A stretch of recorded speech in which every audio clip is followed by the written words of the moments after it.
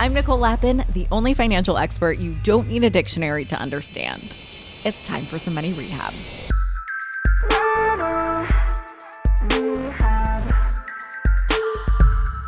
In recent days, I've been sharing ways you can understand and support Israel. We've talked about donating to causes, supporting Israeli businesses, employing Jewish talent, and holding institutions with ties to dark money accountable. Well, there's another arena we're going to enter today for the first time since the attack happened on October 7th. Politics. On the show, we've talked before about the power of donating to grassroots campaigns and political candidates, especially in local elections. So as we look to the upcoming elections, do you know who you're voting for? And more importantly, what they stand for? Trust me, hate will be on the ballot, so make sure you're not voting for it. And diving one layer deeper, you can impact politics beyond donations and run for office yourself. That's what Consuelo Hernandez did, who's a Jewish Latina politician holding office as a member of the Arizona House of Representatives. It's time you meet her. Today, I'm sharing a sneak preview of MNN's podcast Moneymaker, or Mi Mundo Rico, hosted by Nelly Galan, where Nelly interviews the incredible Consuelo. In their conversation, Consuelo gives a roadmap of how you can get involved in local politics as a politician or as a citizen, and why several acts of violence against her family drove her to choose a life in politics and make a difference. Their full conversation comes out on Friday on Moneymaker, so if you love this conversation, and I know you will, be sure to use the link in the episode description to subscribe to the show and hear the whole inspiring conversation. And before I pass the mic over to Nelly, I just want to say, highlighting stories of Jewish people winning is the only thing that's bringing me anything close to hope right now. And I hope it does for you too. Welcome to Moneymaker, the podcast that gives you the tools to enrich your life in every sense of the word. I'm your host, Nelly Galan. Let's get started. Consuelo Hernandez, I am so excited to interview you. First of all, I'm so proud of you. You are 31 years old and you got yourself elected. Wow. That's a wow. And, you know, for all I talk about, especially with Latinas, is finding your voice and knowing that you're supposed to do something with your life and find your purpose. You know, I've read so much about you and about your family. You sound like you have a family that found their voice. Am I right? I would say so. So there's three siblings. I'm Mexican American. My mom, Consuelo, in Tucson, Arizona. In Tucson, Arizona. My mom's from Nogales, Sonora, which is the border town right next to Arizona. And my dad's from California, but they were apolitical, but they were always very supportive. Growing up, they didn't really know what we were getting involved with. They just knew that we needed a ride to get there. And they also knew it was an opportunity for us to get involved outside of our neighborhood. I grew up on the south side of Tucson, which is basically the lower income, mostly Latino, African-American neighborhood area. So for them, it was great because they knew that we were doing something that was good, even if they didn't exactly know what was happening. My brother, Daniel Hernandez, served on a school board in the district that we graduated from. And the reason why he ended up running is because when my sister was a sophomore, she was brutally attacked by two women that mistook her for me because we look alike. They were bullies. They didn't like me. They were supposed to attack me that day, but unfortunately attacked my sister, Alma. And through that, back in the day, the school district had a zero tolerance policy. And that is pretty typical even now for a lot of school districts. So what happened was my sister went from being a straight A honor student to the next day being kicked out of school through no fault of her own, even if she was just defending herself, because when the police officer arrived on campus to mediate the situation, he just joined and brutally attacked my sister. So she has severe damage to the left side of her body. She's 30 years old. But that was the reason why my brother ended up running this, to change that policy. And back then, my brother got us involved. We were already involved in politics. I started at 15. My sister started at 14. We grew up in a household where Latinas were very respected and women were very respected. So my brother questioned at an early age in high school, like, why don't we have a women president? And the teacher that he had told him because women were too emotional. And back then, Hillary Clinton was running. So that's what struck a chord with my brother. And he got it. He started getting involved, looked up local women who were running for office. And we started at 14 and 15, joining him as volunteers. So it's been a journey. Also, don't leave out that your brother became very famous because, well, first of all, your brother is openly gay. Yes. I mean, he's a leader, and he was working for Gabby Giffords, right? Yes, correct. And what happened? So the first few days on the job as an intern, there was a gunman who showed up at a Safeway, which is a supermarket, and he just started shooting.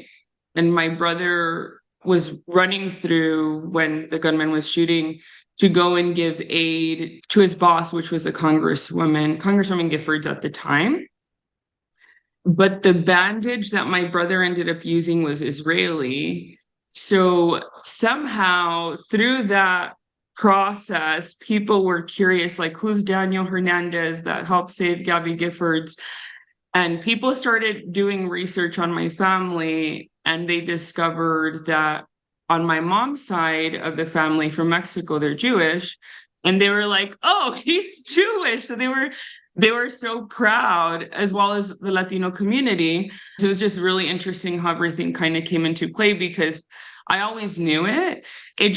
I grew up in a mostly Catholic community, and I was involved in programs with Jewish students. And I would hear them talking about that they didn't want to openly talk about being Jewish or wear their Star of David because they were worried about anti-Semitism. So for a lot of kids, young people, to hear that you guys embraced your true identity and your true religion is pretty fascinating. Yeah. In a community of Latinos that are so Catholic, right? I just never really thought about it. It was just like, I am proud of where I'm coming from. I'm proud of my history. But I didn't realize it was like such a big deal, because in the family that I was from, we were always taught to be proud of where we came from. And my dad always told us, you go and get your degree wherever it is, even if it's basket weaving. I just want you to be the best basket weaver and give it your all. And that was it. So all this stuff that you kids have done, your brother coming out that he's gay, your brother fighting for Latinas and wanting to get into politics, you deciding you're going to convert, you guys fighting for Alma. Your parents never said, like most of our parents said, be quiet, follow the school, do what's right, because so many Latinos, including my own parents, I mean, I got in trouble too in school, and my parents took the side of the nuns because they didn't want us to rock the boat. But we were first generation, and when Latinos are here for multiple generations, we finally figure it out, right? I'm a first generation immigrant, and so my parents were very scared of everything. So it sounds like your parents were a little more evolved. I think now I know that my parents worry about us just because we are living in a really strange time where politics at one point was respected, like getting into public service was respected. And now you have all these online platforms, social media, and your address is public. So it's very easy for someone to find you. And there's a lot of, it's very scary, a lot of hate. I would say that my mom was a lot more modern because she came from a background where she waited until her late 30s to have kids. And in her family, there was, I think it was 11 brothers and sisters. She was the one that was like, no one understood her. Why did you wait that long? Are you gay? And I think that's why we were raised the way we were, was because my mom understood she wouldn't have been able to accomplish as much as she did if she would have had kids early on. Not that you can't, but in her life, at the at that moment. She decided to wait until she was ready to have a family. She had her own small business. She studied at the university. So she had she took a very different path than a lot of my family members. So I think that's why. So she understood the value of education. She understood the value of, as women, to not depend on anyone. And that's what we learned early on. And I think that that's why we are the way that we are, is because of my mom. And obviously my dad worked construction his whole life, work independently. We learned our work ethic because of him as well. He would leave at 6 a.m, would work 7 days a week. So I think that's why. So with all that being said, how did you say to yourself, I know you got involved with the school system first, right? And that's been a pathway for your brother too. How did you go from that to saying, I'm going to run? I mean, that's like a big leap. Yeah. So I'm in the state house, a state representative, but so I'm serving in both offices right now. In Arizona, you could do that. I'm on the school board right now. I'm going on my 5th year. And I was very limited as to what issues I could work on at the school district level, because I also really care about economic development and healthcare. And there was very little that I could do to actually help. So my brother was currently in the district that I'm in. He ended up running for Congress, didn't win his primary, but I ran for one of the 2 open seats that there was in that district. So I had already been in the community, had been campaigning for my brother, for myself, for the school district, because they overlap.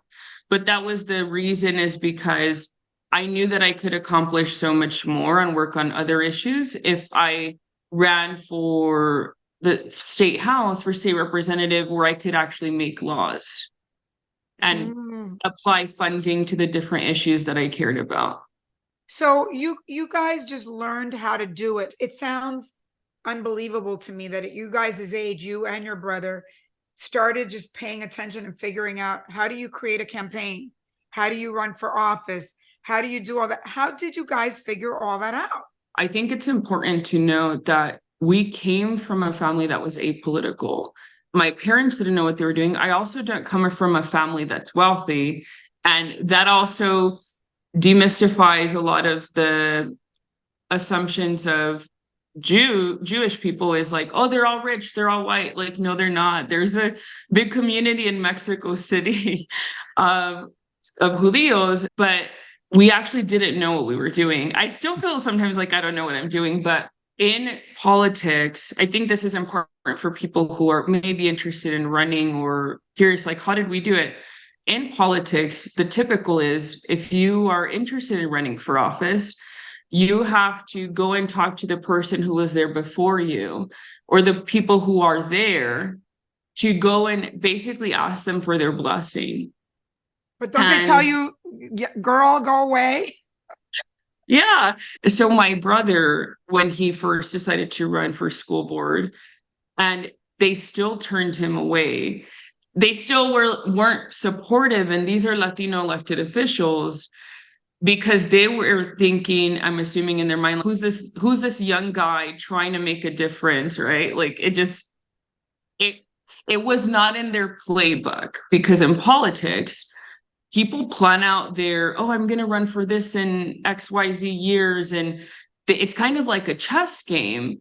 But we grew up in they don't really like minorities, people of color, and LGBTQ. Oh my gosh, when you add all that, don't they kind of say, olvídate, there's no chance for you?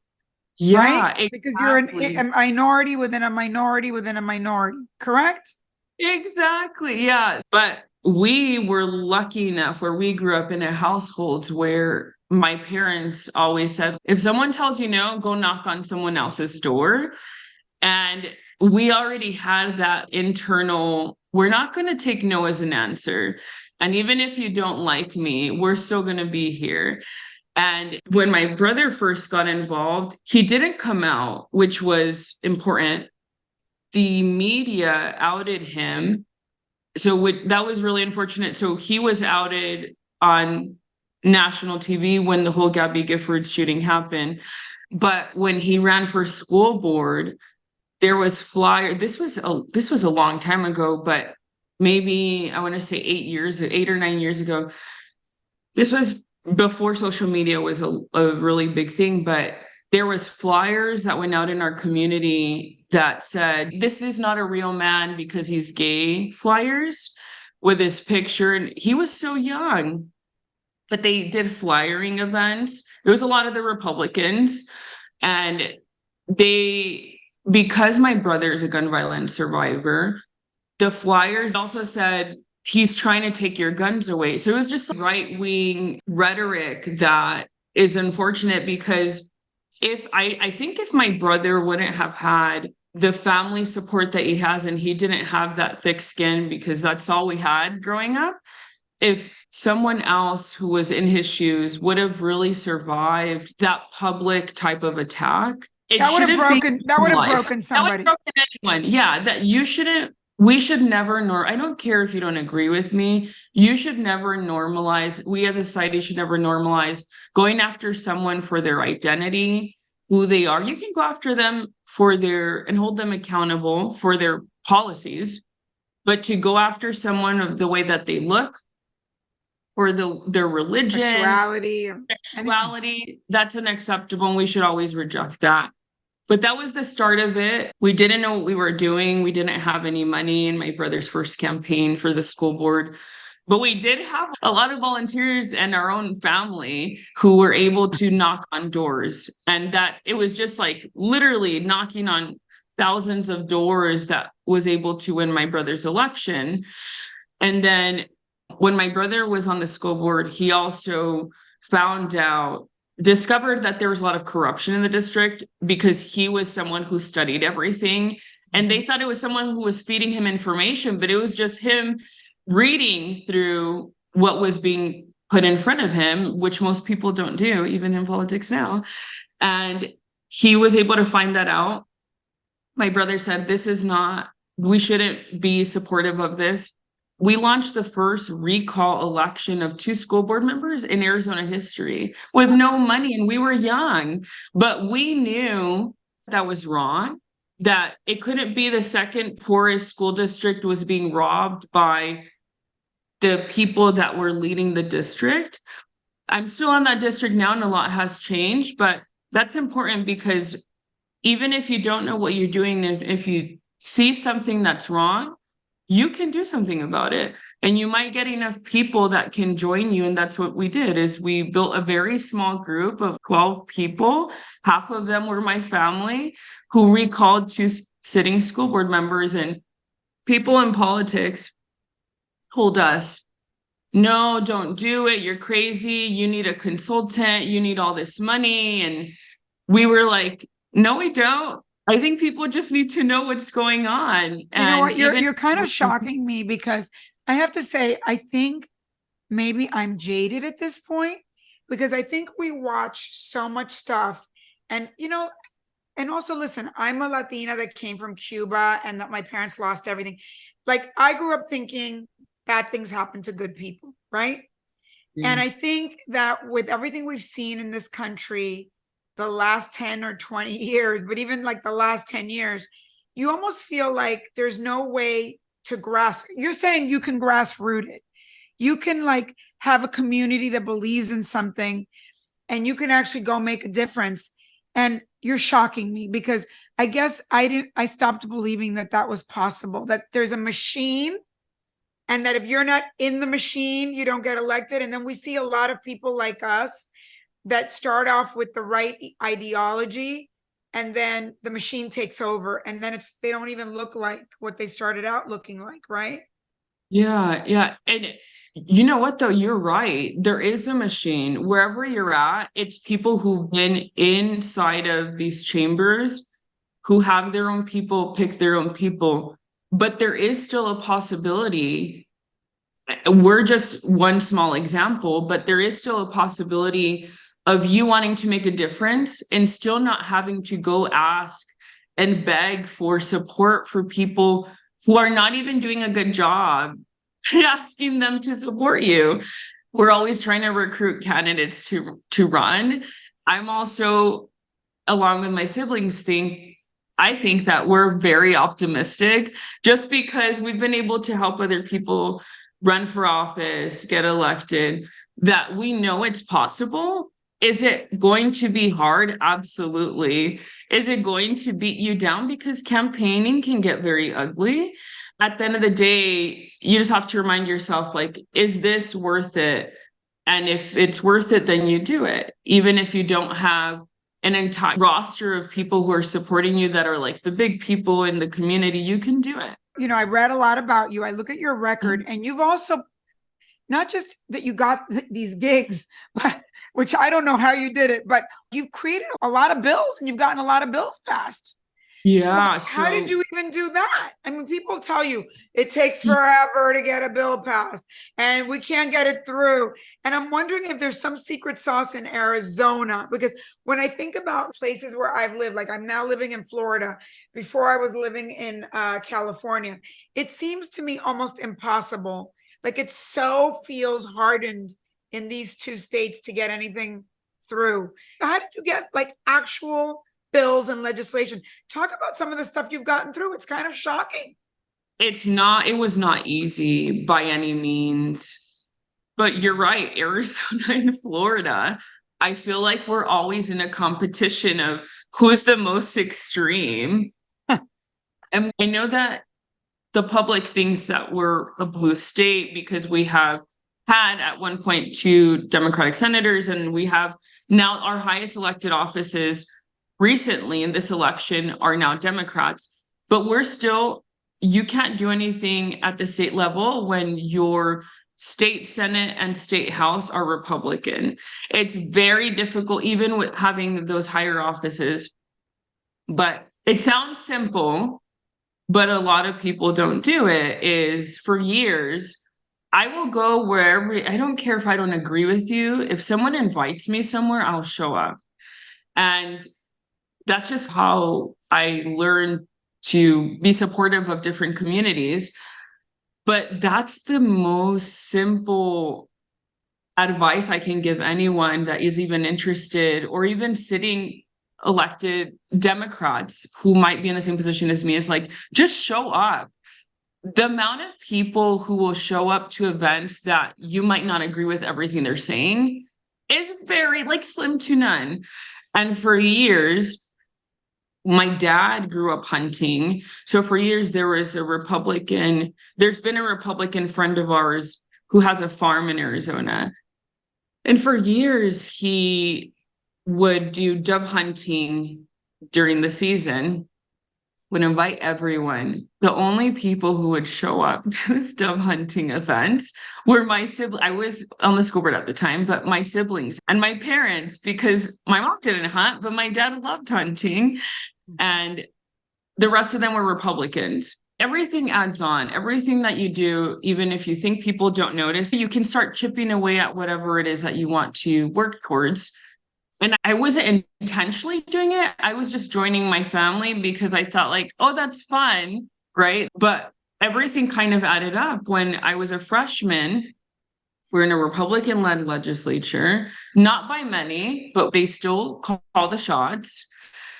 And I heard that there was almost going to be what they call a labor and delivery desert in a rural part of my district, which basically means, just like people say food deserts, that there was at a point, small clinics were at a point where they couldn't provide labor and delivery services. And it was I just couldn't understand how that was possible. But there's not enough births in rural parts of Arizona to be able to fund the entire programs, right? They have to pay staff. And even if there's no births, they still have to pay staff in the facility. And I just thought, I cannot have my community that's close to a border town be a labor and delivery desert. So I made it my mission to drop a bill to appropriate money, so to fund labor and delivery services in rural parts of Arizona. So that was one bill. And then across the country, there was train derailments. If you happen to see them on the news, in my community, there's a train yard, which basically means they store a lot of the train cars there. But what was happening in rural parts of Arizona too, that I learned, is that in rural parts of Arizona, which is big part of my district, when there's only one road and there's a train, kids can't get to school, right? Because they might have to wait up to an hour or 2 hours, or you have an emergency and the first responders can't get on the other side. So what's happening in a lot of states is kids were actually, not in Arizona, but kids were actually trying to climb under the trains to get to school, which is very dangerous. Didn't happen in Arizona, but it was happening. So I made those two my missions of, I need to do something about this. Only about 5 Democrats were able to have any bills assigned or heard in committees. And my sister and I were 2 out of the 5. And the reason why I will credit, it's my friends who I built relationships with throughout the years and the newer people, but I was able to go up to them and say, hey, this is happening in my district. I know you care about life. We can't even deliver babies. Like, did you know that? And then I went on to talk about my other bill. But it was through there that I built that trust with them because they knew me. And then for the newer Republican members, I just went up to them and I tell this to anyone, like, I didn't work this hard to just sit in my chair and not try. Like, I didn't really know what I was doing. My sister just said, like, you go talk to them. And I was like, okay. And she's younger than I am, but she is a very good leader. And I was like, okay, I'll go and talk to them. And it was a lot of sitting Democrats were too, I think, concerned of doing that. People follow the protocol. And maybe you young people are like, who cares? I'm just going to do it. And it's like beginner's luck. You just figure it out and you do it. So maybe the answer is we got to get more young people to run for office. Because if you guys start getting rid of all the old people that kind of think like by the book, maybe things will happen. But let's talk about something else. Money. Hold on. Moneymaker will be right back.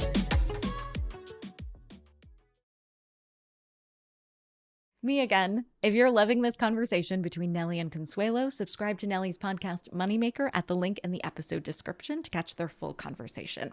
Okay, back to Nelly. Let's get back to the show.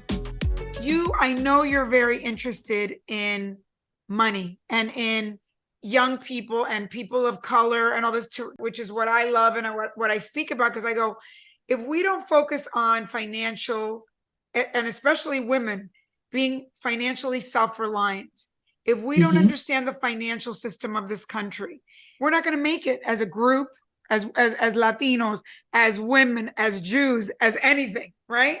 So let's talk about that, because now as you guys all continue, I mean, I feel like I'm feeling a family legacy here of the Hernandez family in Arizona, just like the McCains and all these other people.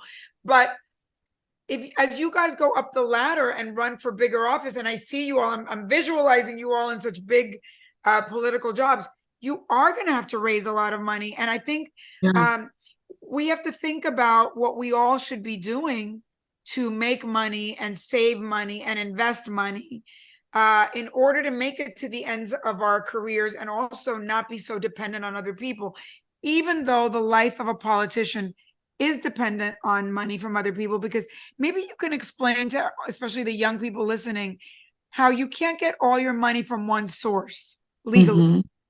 Yeah. And I'm so glad that you bring that up, because that does play a factor in everything. I had a full-time job apart from politics. I do consulting, and then I had a full-time job on top of having my paid, because in Arizona and in most states, to serve in local elected offices, they don't really pay you. So as a young person that doesn't come from wealth, I've had to work multiple jobs to be able to do that.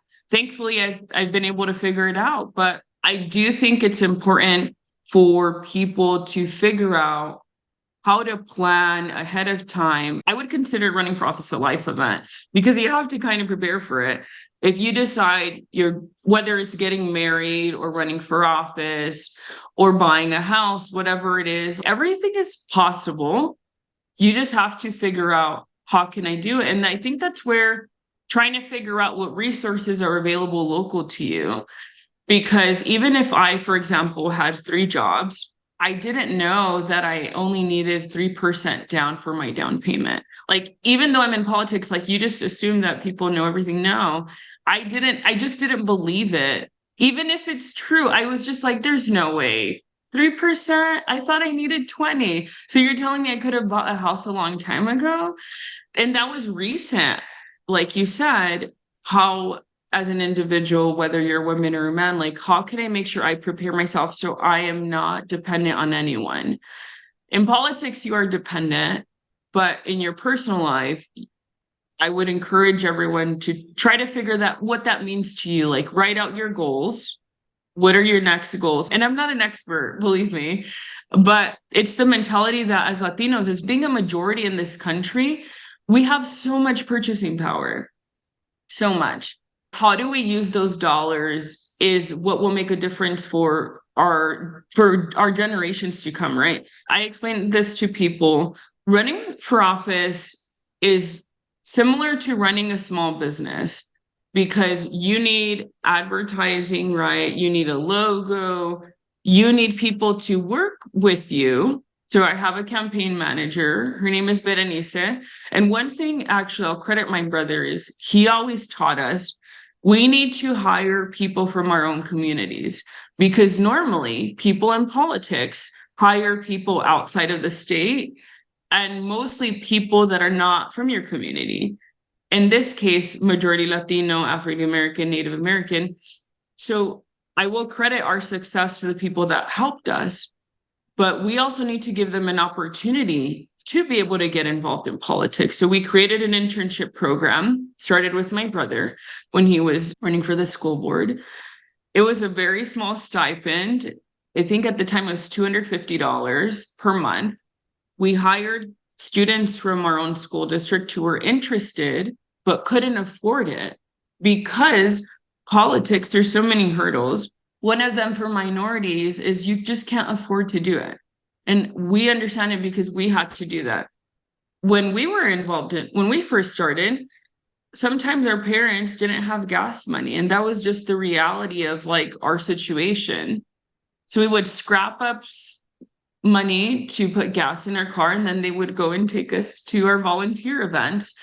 But through our own personal struggle of no one understood what we had to go through to even volunteer, that's why we took it as a priority in our own individual campaigns to have an internship program that was paid.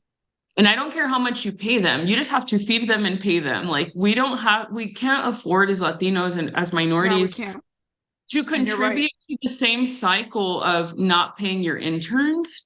And then there's just so many expenses that similar to personal finance, in politics, you have to make a budget. Like, how much am I going to be able to spend?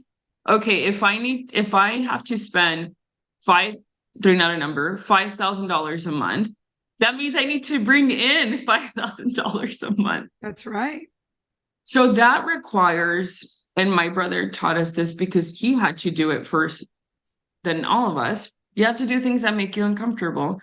And as an introvert, that took so much out of me. I remember the first time that I ran against a congressman's daughter for supervisor, and I lost my race. So not everything you run for, you're going to win. But now I'm obviously in an elected office I wanted to be in.